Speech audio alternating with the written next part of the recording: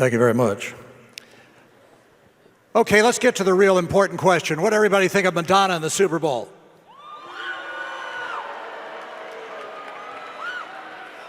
Okay, I'd say about, hi there, about 75%. Well, if you think that entrance was good, and it was pretty cool, what do you see the entrance Jesus makes? That's going to be spectacular.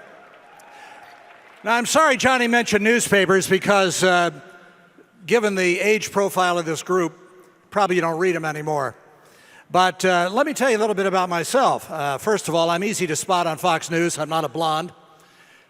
I told him I'd dye my hair, but I wasn't having the surgery, okay? I got to draw the line somewhere. I grew up in a traditional, from the 50s, that would be 1950s, not 1850s, conservative, church-going home. We went to church every Sunday, and then pretty much didn't pay a whole lot of attention to God the rest of the week. Didn't read the Bible in my home that I recall, didn't say grace before meals. But I had a good mother and father. They were good people. My dad was hardworking. My mother was a traditional homemaker, as we said at the time, growing up in the Washington suburbs of Washington, D.C. Thank you very much. And now for the hearing impaired. I bought into the American dream early because they tell you this. You get a good education, so you can get a good job, so you can make money, so you can buy stuff, so you'll be happy. I bought into that. I thought if I could be a network television correspondent by the time I was 30 years old, with the money and with the cars and with the stuff and the nice house, then I'd be happy because that's what culture tells you. But I wasn't. The more I got, the less satisfied I was. Until a critical moment occurred in my life in 1973, I was fired by NBC News. Just a few months after the goal I had set when I was 18 years old to become a network television correspondent by the time I was 30. Now, God had been working on me in ways that I didn't even realize. He got me interested in himself, in his word, in his son, and in other believers, so that I had started, before I got fired, to read the Bible. On the very night I was fired, my wife told me, "You'll never be free of this goal to be a success until you thank God for losing your job." But my job had become my God. It was the center and focus and purpose of worship of my life, and everything else revolved around that.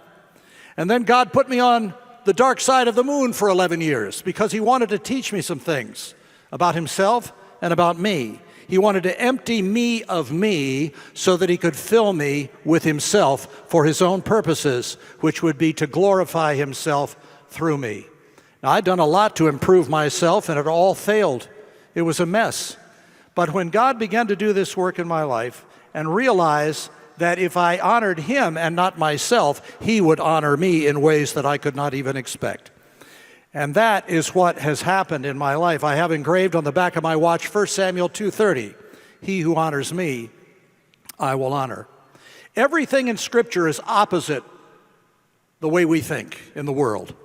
Small things, weak things, mustard seed, widow's mite, last place at the table, washing of feet. When I'm weak, then I'm strong. Humble yourself under the mighty hand of God, and he will exalt you in due time if you faint not. Those who wait upon the Lord shall renew their strength, mount up with wings as eagles, run and not be weary, walk and not faint. Have you noticed how many, Paul says, among you are not all that well educated? There are smart people, and then there are wise people. I would rather be wise than I would be smart, because smart is about the world. Wise is about having the mind of Christ. That's why Paul says to be transformed by the renewing of your mind. When you begin to think like God does, then all of these other things become less and less and ultimately fade into obscurity, as they all eventually will anyway. So we have more stuff. You know, the line we hear today is that you may be the first generation that will not have as much as your parents or grandparents did. Well, that may be true in a material sense, but you might ask, what did they have that you don't? When I was growing up, it was about character, integrity, virtue, love of God, honesty, right from wrong. Now there is no right and wrong. Everybody has their own truth. It is a Pontius Pilate mentality.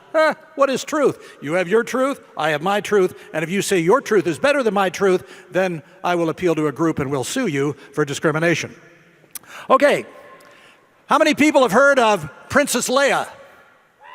There you go, good.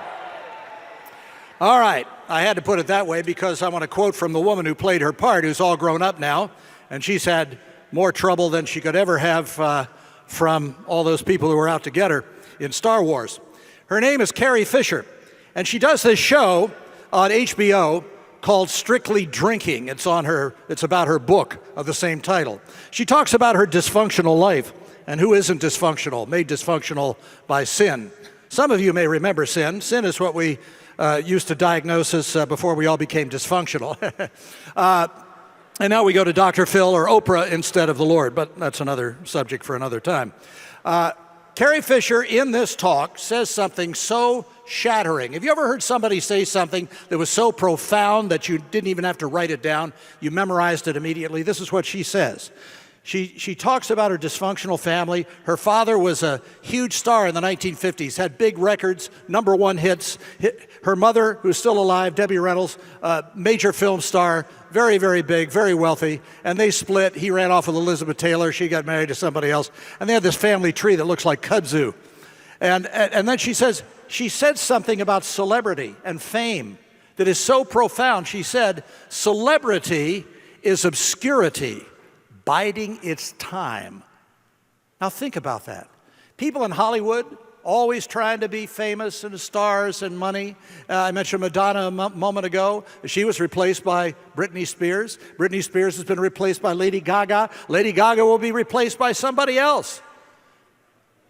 It's all, hallelujah, thank you very much. Yeah.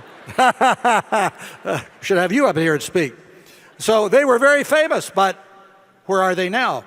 So she said, celebrity is obscurity biding its time. It's same in Washington. Washington politicians constantly seeking power, seeking position, seeking notoriety. There was a story in the New York Times yesterday, a newspaper I read every day along with my Bible, so I know what each side is doing. The story, already people are jockeying for president in 2016. We haven't even had this year's election yet, and they're already talking about 4 years from now. Because whatever we pursue in the world never satisfies. I don't care what party or persuasion it is, it's never enough. Because we cannot have a top-down solution to what the real problem is. And the problem isn't who is in the White House, the problem is who resides in our hearts. That's what the problem is, and only God can address that. So political power and fame, if you win it, comes and goes in a minute, says the song. Where's the real stuff in life to cling to? There's an ancient Chinese proverb that says a journey of 1,000 miles begins with a single step. Today, most journeys begin with a guidebook or a GPS, don't they? My wife and I, in late December, went someplace we'd never been before, the country of Portugal. Lovely place, right on the ocean. Now, don't tell me you're from Portugal. Get out of here. Or maybe you are, all right. But what we did first was to get a guidebook. Bought a guidebook, restaurants, hotels, sights to see. And then we went even a step further. I called somebody who knew somebody who was very prominent in Lisbon. And we made a connection with him, and he got a car and driver for us and took us all around to cool places. So we didn't have to make mistakes about hit and miss and where to go and overpriced restaurants and lousy hotels and places that were closed that weren't open to tourists on the day we wanted to go there. We got a guidebook and we found somebody who knew the area and who had lived there and could take us where we wanted or needed to go. What if life was like that? What if life had a guidebook? It does, you know. It has several guidebooks. They're all in one book. It's called Ecclesiastes. And the writer would have been amused that something he wrote wound up in a song by the Byrds in the 1970s. You won't remember it, but the lyric was, to everything turn, turn, turn. There is a season, turn, turn, turn, and a time for every purpose under heaven. The writer, probably King Solomon, is not named, but He's been called a pundit by a modern writer, which is why I guess I like him, since I'm one too. He has most of his life behind him, as I guess I do too. Well, this life anyway, the best is yet to come. And tells of what he has tested and found to be true or false. Now, wouldn't you like to do this? Wouldn't you like to know what works and what doesn't work? You're not the first generation who ever lived, you know. How do we navigate in this world? How do we navigate in a world, as a man named Arthur Dent has written, is a pageant of fond delight, a theater of vanity, a labyrinth of error, a gulf of grief, a sty of filthiness, a veil of misery, a spectacle of woe, a river of tears, a stage of deceit, a cage full of devils, a den of scorpions, a wilderness of wolves, a cabin of bears, a whirlwind of passions, a feigned comedy, a delectable frenzy, where is false delight, assured grief, certain sorrow, uncertain pleasure, lasting woe, fickle wealth, long heaviness, short joy. In other words, it's fallen. How's that? Doesn't that describe our world? Oh, we dress up, we put on makeup, we blow dry the hair, we drive the nice cars, we live in the nice homes. Some of us have vacation spots and all of that, but we're still fallen. Too often we act as if we are the first generation on earth, having to learn things for ourselves, oblivious to those who have gone before and could teach us if we would listen. Matter of fact, Paul writes about that. He says all of these things are written to teach us. There have been many self-help guidebooks, a lot of those, sold a lot in our time. Some have become bestsellers. We're constantly searching for ways to make our lives better, significant, or meaningful. Some of these self-help books have titles like Chicken Soup for the Soul and Feeling Good, the New Mood Therapy Revised. I guess there was something wrong with the old mood therapy, had to be updated. Here's another, Awaken the Giant Within You. I like that one. How to take immediate control of your mental, emotional, and financial destiny. Wow, all in one book. And then there's this apparent catch-all book, 50 self-help classics, inspirational books to transform your life. Now here's my question. If any one of them works, why all the others? And why the updates? If someone had found the key to life, wouldn't you think they'd publish it in one book, make billions, and buy Bermuda? Well, someone has found the key. In Ecclesiastes, the teacher, as he calls himself, takes the measure of a man or woman, examining their capabilities and concluding all of it is meaningless and a chasing after the wind. Man behaves and thinks as if he can master the world, but each generation proves he cannot. This ancient guidebook teaches for those who would learn that God has ordained all things for His purposes. Our role is to accept or be doomed to frustration and futility. Paul says in Romans 8 that God has built futility into His creation in hope that the creation will turn to Him. We have tried in our time everything. Republicans, Democrats, liberals, conservatives, mushy moderates, think tanks, blue ribbon commissions, all sorts of things to solve all of the problems, and none of them have worked. The world is more chaotic today than at any time in our history. Futility, frustration. God has built it into the world in hope that we will turn to Him, who is our ultimate hope. This is why we can't be content. Even if we achieve fame or political power, contentment is not to be found in these. Consider some verses. Apart from God, everything is meaningless. There is nothing new under the sun. Everything that you think has been thought before and done before. So when politicians speak of new ideas, there are none. There are only old ideas that either worked or failed to work. And in case you think what you are doing or creating or will create now will be remembered, consider this sobering verse. There is no remembrance of men of old, and even those who are yet to come will not be remembered by those who follow. Ted Koppel, who for many years anchored a program on ABC called Nightline. It's still on, not as good in my judgment as when he did it. Dr. Falwell and I frequently appeared on that program. Tried a little experiment with some interns he had working for him a few years ago before he left ABC. And he asked them if they had ever heard of some names, major names, famous names, known to the entire country, some of the greatest names in broadcast journalism. They hadn't heard of any of them. People like Walter Cronkite. Oh, yeah, they'd heard a little bit about him in a history book, but not David Brinkley and Chet Huntley, not some of the people I worked with at NBC News in the 60s when John Kennedy was president. Never heard of them. Fame, if you win it, comes and goes in a minute. There was a full-page ad in the Wall Street Journal a couple of months ago by a company called iTomb, T-O-M-B. The ad said, "Build your immortality. Life is worth it. Do not leave unprepared." Let imemorial.com become the fully secure guardian of your lifetime, the best place to leave the trace of your passage on earth. I wonder who will pay the webmaster after you and I have been forgotten. Meaningless. The writer of Ecclesiastes goes on to test market certain ideas about what brings meaning to life. He tries wisdom. Today we'd call it education.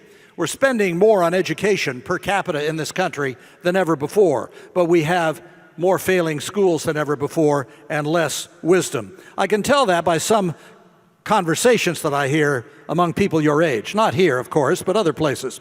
Well, then she was like, and then I was like, and then I was like, and then she was like, and like, and you know, and then she went, and then I went, and then he went, and I went. What? Words are meant to communicate. What is that? And those of you who are tweeting, cut it out. About wisdom, he says, it is meaningless. Pleasure, plenty of that around today in our carnival of vanities. Again, meaningless. Wine, the same. Meaningless. Folly, ditto. How about great projects? Well, he certainly tried a lot of them. He had the money, he had the power. Again, he found them all meaningless. And then he comes to this sad conclusion. After trying all of these things, all of the things that men and women say will bring peace, happiness, and contentment, he says, "So I hated life, because all of the things I had done under the sun, all the things I had gained under the sun, I had to leave to the one who came after me." Folks, that's called an estate sale. You ever been to an estate sale? I see them occasionally in Washington, little signs, estate sale, the address. You go to one of these things, and all of the stuff that has been accumulated by the dearly departed is now being sold at auction by total strangers to people they had never met before. The rugs, the jewels, the flatware, the furniture, maybe the cars. All of it is being auctioned off. Some years ago, the late philosopher, theologian Francis Schaeffer, who has been to this place, wrote a book called Ash Heap Lives. He talked about a place that he used to avoid growing up in St. Louis, Missouri. It was a junk pile of burning refuse, the stuff of life that people no longer wanted, piled high and burning. And the smell, this is before EPA, I guess, the smell was so bad that people wanted to avoid it. Ash heap lives. What shall it profit a man or woman if he or she gains the entire world, all the stuff of life, all the things that people say are important, and loses his or her own soul? And then there is this about money and possessions. Whoever loves money never has money enough. Some of you have jobs. You making enough? Yeah, anybody say, "Oh, this salary is adequate for me. Clothes I'm wearing are fine. Car I'm driving is okay. I never want more. I never want a new car. This one is okay. The place I'm living is..." No, we all want more and more and more. Whoever loves money never has money enough. Whoever loves wealth is never satisfied with his income. This is a guy who test marketed all these ideas thousands of years ago, so you don't have to make the same mistakes. As goods increase, so do those who consume them. Go to a landfill and see what I mean. And what benefit he didn't say that, I added it. And what benefit are they to the owner except to feast his eyes on them? Naked a man comes from his mother's womb, and as he comes, so he departs. He can take nothing from his labor that he can carry in his hand. So what is his conclusion after this depressing litany? Remember your Creator in the days of your youth. That would be you. Before the days of trouble come and the years approach when you say, "I find no pleasure in them." Fear God and keep his commandments, For this is the whole duty of man. Who fears God anymore? God is the man upstairs, somebody to bless your plan for your life. If he doesn't come across, if he doesn't deliver, if he doesn't grant what you want, then you reject him and you stop going to church. Hey, God, I put some coins in the plate last week. I drank the grape juice. I sang the hymns. I'm going Sunday morning, Sunday night, Wednesday night. I'm doing all this stuff, and now I want you to do the following for me. I used to have that attitude about God. But then I realized that God's ways and my ways are almost always the opposite. But the amazing thing is that God's ways are better than my ways. And what I am seeking from the world that never satisfies, God wants to give me something else that will satisfy. I have found this in every area of my life, professional, personal, and relational. Every plan I had for me was nowhere near as good as the plan God had for me, if I was willing to wait, if I was willing to wait until God was ready to do something major. You know, I got this column. Did I ever tell you about it?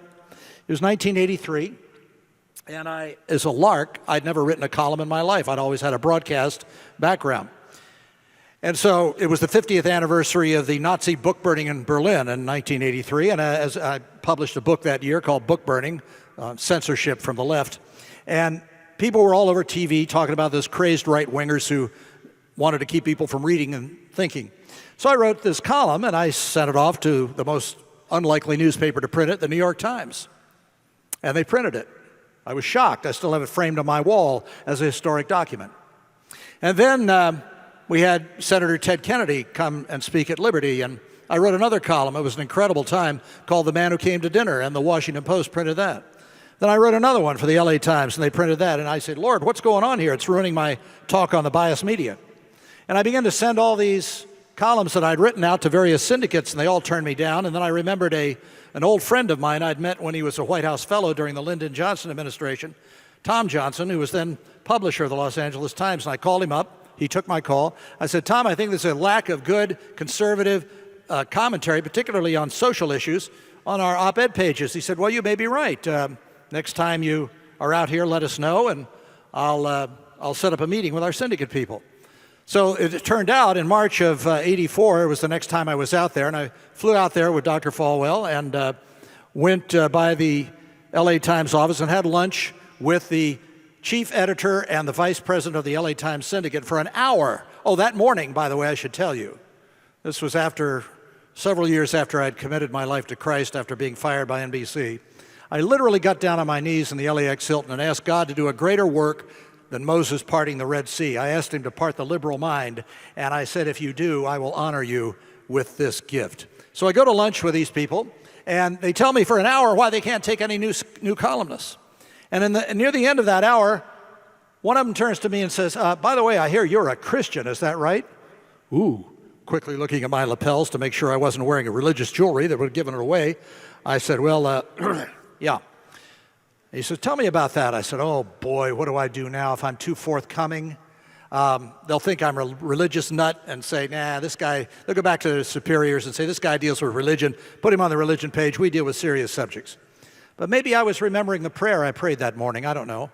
But I just took 3 or 4 minutes and told them what Jesus meant to me and how he had changed my life. Immediately, when I finished, the vice president of the syndicate turns to the chief copy editor and says, can you do 2 columns a week for us beginning April 17th? And that was, well, this April, it'll be 28 years.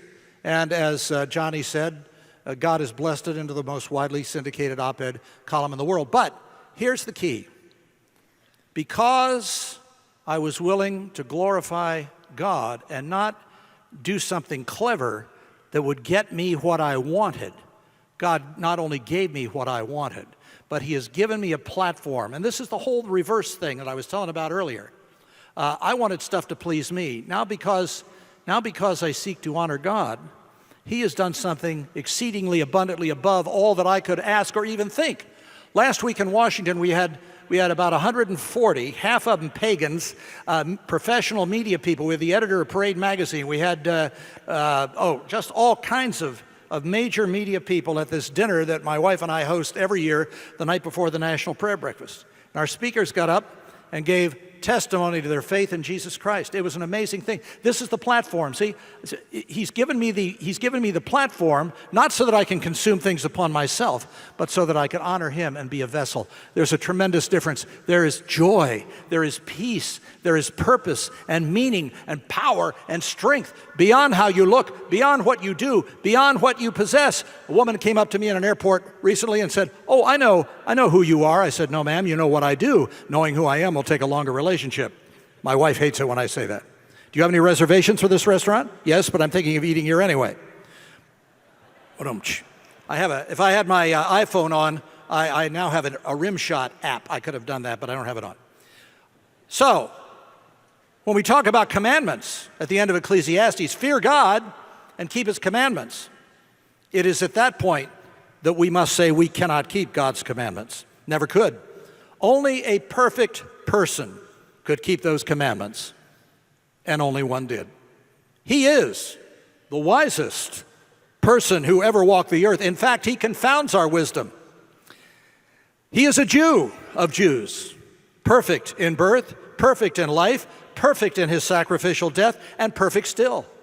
He is our Redeemer, who lived the only life that can please God and took upon himself all of our imperfections, anxieties, and failures, and gave us hope of eternal life. That life begins not after we die, but when we truly begin to live.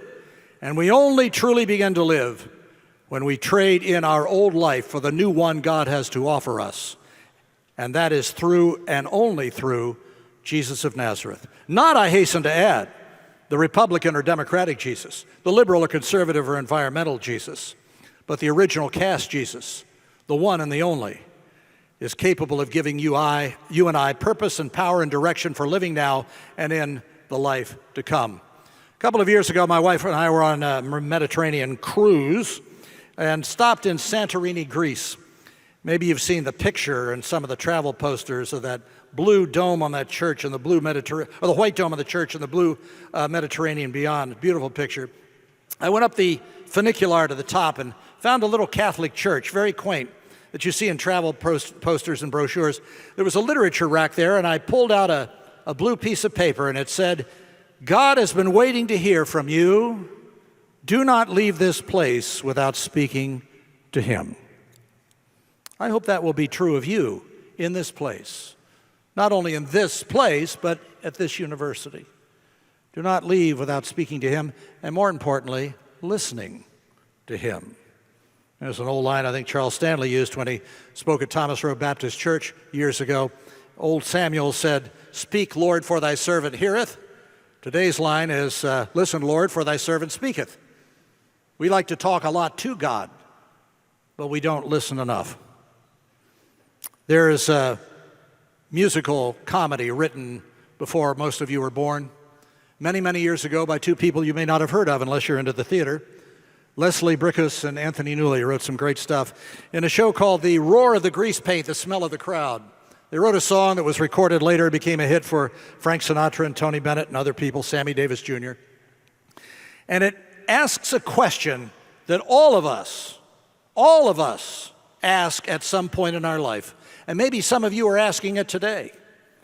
The lyric goes like this: "Who can I turn to when nobody needs me? My heart wants to know, and so I must go where destiny leads me. With no star to guide me and no one beside me, I'll go on my way, and after the day, the darkness will hide me. Maybe tomorrow I'll find what I'm after. I'll throw off my sorrow, beg, steal, or borrow my share of laughter. With you I could learn to, with you on a new day, but who can I turn to if you turn away?" Jesus of Nazareth is the only one who will never turn away from you. Never. He'll never leave or forsake you if you have him in your heart and life and mind and soul. Never. He can't. You know why? Because it's not in his nature. Oh, it's in our nature to turn away when someone offends, when someone rejects, when someone disappoints, but it's not in his nature. Our nature is fallen. His is perfect. The closer you get to him, the closer he gets to you. Who can you turn to? Jesus of Nazareth. Most of you probably have, but I have found in many Christian universities, there are always a few. You were sent here because you didn't want to come, or you sent here looking for something else, or you came here because a boy or a girlfriend was going here and you wanted to be near him or her, or you had all sorts of reasons you like Central Virginia or whatever the reason may be. But the reason you're here is to find and to know, and in knowing love, Jesus of Nazareth, who made you, who died for you, who lives for you, who waits for you, who knows you better than yourself. Get to know him. He'll never disappoint. May the Lord bless you in your studies and in your life. God bless. Thanks for having me.